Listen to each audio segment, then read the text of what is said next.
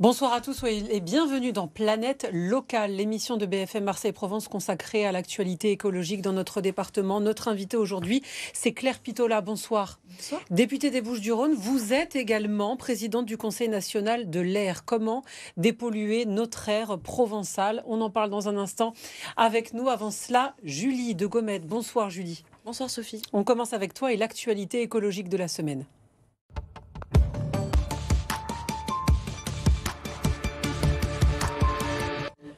L'actualité, ce sont ces 1 tonne, 4 quantité de déchets récoltés la semaine dernière aux abords de l'île du Frioul. Oui, ces déchets ont été extirpés des eaux par un club d'apnéistes marseillais, Team Oxygène, à la demande du parc des Calanques. Donc du 30 septembre au 6 octobre dernier, ces apnéistes ont plongé dans les profondeurs du Frioul pendant toute une semaine pour ramasser des déchets. Alors parmi les déchets récupérés, évidemment des emballages, des bouteilles en verre, en plastique ou plus insolite, des tables, des pneus ou encore des chaises, mais surtout beaucoup de microplastiques.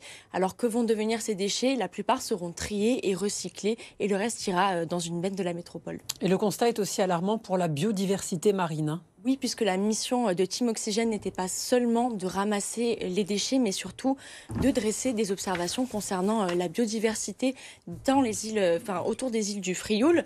Et ce constat est plutôt alarmant. Les observations ne sont pas bonnes. Peu de biodiversité, beaucoup de petits poissons, pas de coraux. Les coraux qui sont pourtant des espaces indispensables au développement de la biodiversité. Et une grande pauvreté des sols, sûrement due au labourage des ancres des bateaux. En juin dernier, il a été décidé d'installer une zone marine protégée au large du Frioul. Cela pourrait permettre d'instaurer davantage de surveillance et de moyens, puisque la sensibilisation ne suffit plus. Quant à Team Oxygène, il prévoit d'ores et déjà d'autres missions sentinelles, notamment en amont des JO. Merci beaucoup Julie pour l'actualité écologique de la semaine. On passe à l'invité de Planète Locale. Claire Pitollat, en un mot, avant de commencer à entrer dans les détails, est-ce que vous pourriez nous expliquer ce qu'est le Conseil national de l'air que vous présidez ? Oui, bien sûr.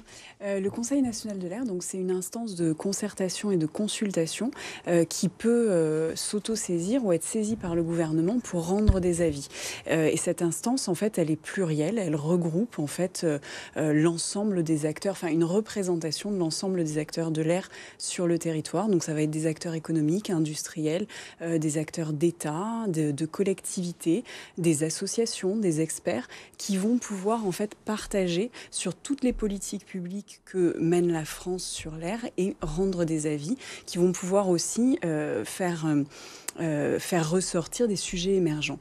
Quand vous dites que ça peut être saisi par la justice, par exemple dans des affaires d'accusation de pollution de l'air dans certaines zones, on peut saisir le conseil départemental ?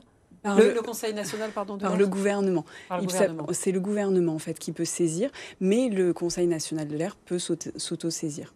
Julie. Et alors, vous avez présenté votre feuille de route fin septembre.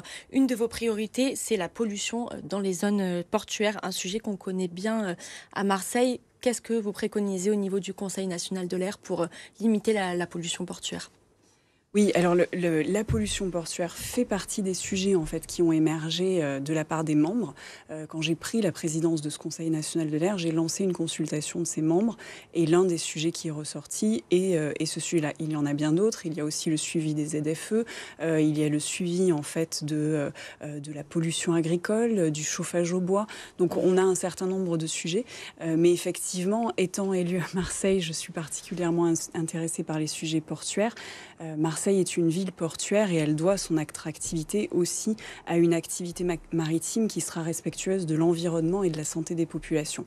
Donc pour ce sujet de la pollution maritime, en fait, on a déjà en place une zone de contrôle des émissions sur le soufre. Et le but aujourd'hui, c'est de l'étendre en fait à une zone de surveillance aussi des émissions d'oxyde d'azote. Donc on passerait d'une zone CK, on dit, à une zone NECA pour avoir un ensemble de surveillance. Il y a aussi la volonté de l'électrification à quai qui est déjà bien avancée et financée en grande partie par l'État et qui permettra de réduire les émissions directement au moment des escales des bateaux. Passer d'une zone CK donc à une zone NECA, qu'est-ce que ça impliquerait pour les bateaux et à quelle échéance ça pourrait se faire concrètement ?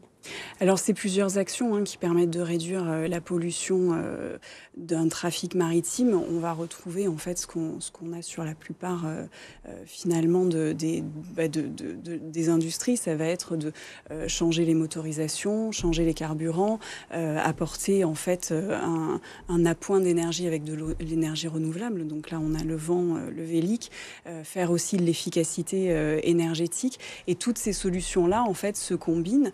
Elles sont aussi décrites dans une feuille de route du maritime qui a été commandée par la loi Climat et Résilience. Dans la loi Climat et Résilience, on avait voté le fait que chaque grande industrie devait faire sa feuille de route de la décarbonation.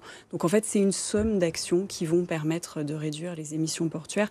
Après, il faut aussi une action très locale, comme je vous le disais, avec l'électrification à quai, mais aussi avec le suivi de ces émissions pour en rendre compte aux populations. Et justement, ça fait quelque temps quand même qu'on nous parle d'électrification à quai.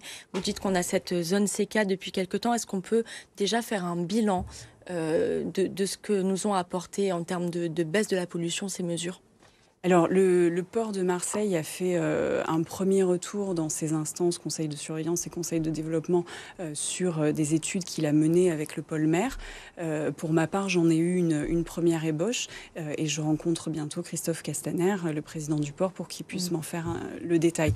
Mais oui, il y a des premiers rendus et ce qui est important surtout, c'est qu'ils puissent être publiés pour rendre compte aux populations. Et je crois que ce qu'on peut dire, c'est qu'on n'a pas à rougir des activités, des actions que mène le port, du soutien que donne l'État pour le port de Marseille. Et encore une fois, c'est en avançant tous de concert pour faire une attractivité respectueuse de l'environnement et de la santé des populations qu'on fera vraiment avancer cette ville. Un mot sur la ZFE, la zone à faible émission, qui a été mise en place chaque 1er septembre avec d'autres critères, de nouvelles voitures critères qui sont interdites. L'objectif, c'est d'interdire les voitures les plus vieilles, celles qui polluent le plus. Cette mesure, elle ne fait pas l'unanimité parce que, bien sûr, lorsqu'on a une voiture qui est vieille, il faut pouvoir en racheter une autre et on n'a pas toujours l'argent. Donc, certains dénoncent une mesure qui n'est pas bonne pour les populations les plus précaires. Qu'est-ce que vous préconisez ? Est-ce que vous préconisez d'aider justement les personnes qui n'ont pas les moyens à acheter un autre véhicule ? Il faut absolument avancer sur cette réduction des émissions du trafic routier parce que c'est un enjeu de santé publique. La pollution de l'air, je ne vous ai pas redressé le contexte, mais on a plus de 10 millions de Français qui sont atteints de maladies respiratoires chroniques, donc qui souffrent au quotidien. On a un coût en fait socio-économique et sanitaire qui a été évalué par un rapport sénatorial à 100 milliards d'euros par an en France, dû à une mauvaise qualité de l'air. Donc, on doit avancer sur ces sujets-là. Il n'y a pas, d'autres solutions. Qui souffrent à cause des voitures qui vivent près comme partout ailleurs en France, en fait, là où le trafic est important, en proximité, c'est les populations qui sont en proximité qui sont les premières touchées. Et donc, en général, les populations les plus précaires. Donc, c'est pour ça qu'on ne peut pas reculer. Il faut accompagner sur différentes solutions, le changement de véhicule, la mobilité respectueuse, donc la mobilité propre, les transports en commun. Il faut vraiment avancer sur ces sujets-là parce que sinon, c'est condamner des populations à avoir des atteintes sur leur santé. Et ça, c'est pas acceptable. Merci beaucoup. Une dernière question, très rapidement. Non, peut-être où est-ce qu'on en est au niveau de Marseille en termes de mise en place de cette ZFE ? On avait l'impression d'être le mauvais élève, d'être en retard. Est-ce que c'est le cas par rapport au reste de la France ? Non, ça a été un démarrage effectivement avec beaucoup de questionnements, mais aujourd'hui en fait cette ZFE elle est mise en place au fur et à mesure du calendrier.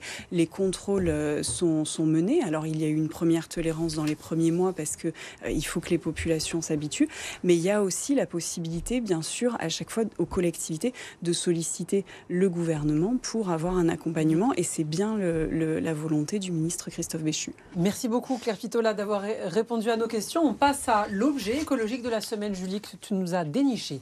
Oui, alors l'objet écologique, vous avez peut-être pas manqué l'information, l'Union européenne qui va interdire progressivement la vente de paillettes dans l'Union européenne. Je vous ai trouvé une alternative plus respectueuse et en plus vendue à Marseille.